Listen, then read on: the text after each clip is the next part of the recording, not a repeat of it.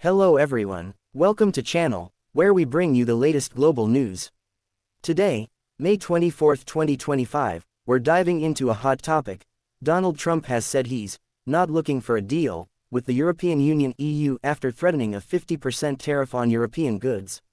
Let's break it down together. Keep smiling. Don't forget to like and subscribe.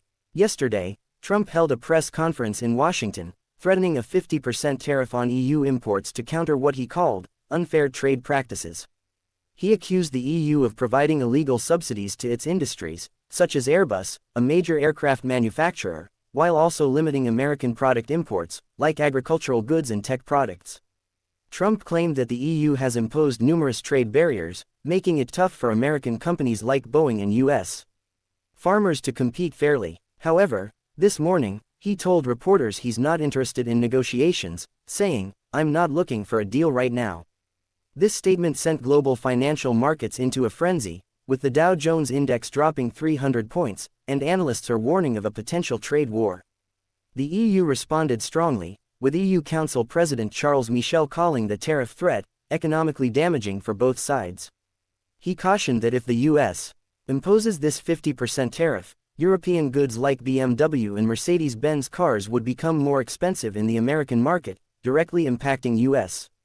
consumers. The EU is preparing retaliatory tariffs on American goods, such as Ford and Chevrolet cars, as well as agricultural products like soybeans and whiskey, if Trump follows through.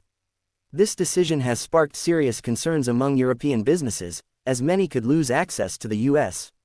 market, one of their largest export destinations. On social media, the debate has been heated.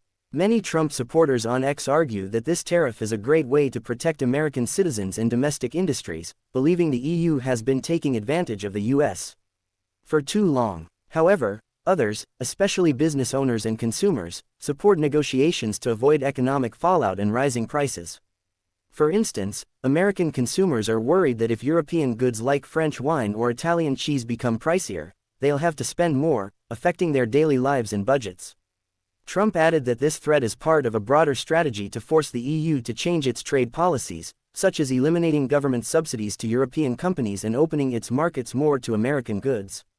He claimed that if the EU doesn't comply, the US will continue to apply pressure through other measures. However, economic experts believe rejecting talks could harm both economies. European industries like those in Germany and France might lose significant production due to reduced exports to the US, while American consumers could face higher prices for goods, impacting their purchasing power. Some experts have pointed out that this trade war could have a ripple effect on the global economy, as the US and EU are among the world's largest trading partners. Other countries, like China and Japan, might also be indirectly affected, as global markets could become unstable. For example, if European cars become too expensive in the US, consumers might turn to Japanese or Korean cars, shifting the balance of the international market.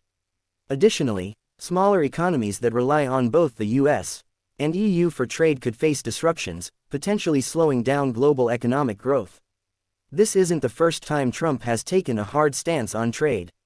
During his previous term, he imposed tariffs on Chinese goods, leading to a prolonged trade dispute that affected global supply chains. Some analysts believe this EU tariff threat might be a similar tactic to pressure the EU into concessions, but others worry that the lack of dialogue could escalate tensions further. The US and EU have a long history of trade cooperation, but this move could strain their relationship at a time when global unity is crucial for addressing issues like climate change and economic recovery. Wow, this news shows US-EU relations could get tenser. Do you support Trump or want negotiations? Tell us in the comments below. If you enjoyed this video, don't forget to like, share, and subscribe for more updates. See you in the next video. Bye bye.